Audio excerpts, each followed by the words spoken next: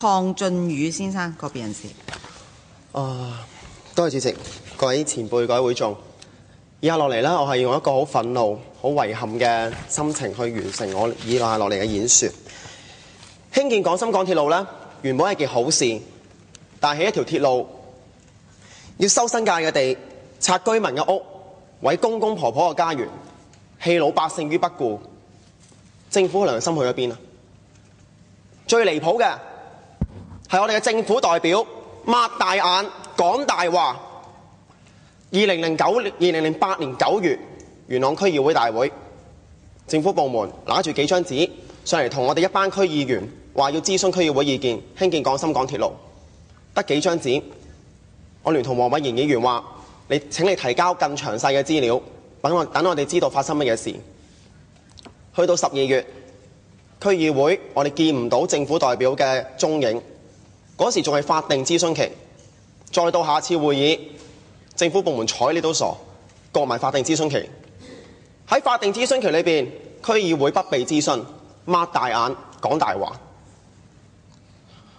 我自己都係住喺元朗，咁多年以嚟，元朗都會俾人笑咧交通偏遠。我有市區嘅朋友同我講話唔知入元朗使攞回鄉證嘅咧咁。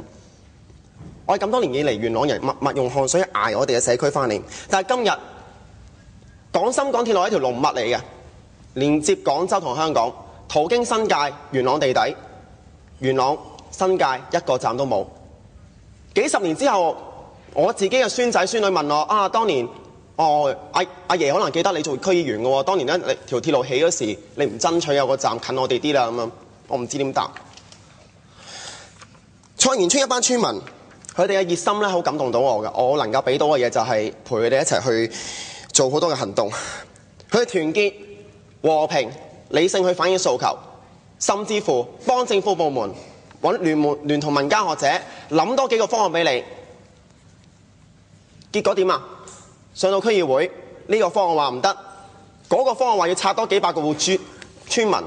我奇怪啦，細心一望，提交嘅方案同埋會上嘅方案都唔同樣嘅。喺會上方案多咗條尾巴嘅，你陷村民於不義，含定血噴啲村民。呢個係咩社會咩政府啊？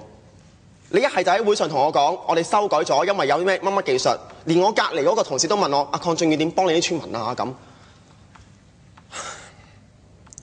喺呢度，我希望政府可以體諒到頭先聽到每一個發言、每一個故仔，去考慮修改路線。如果政府都唔肯網開一面嘅，我哋會用汗水、眼淚同埋團結，同政府抗爭到底。呢句説話一世有效。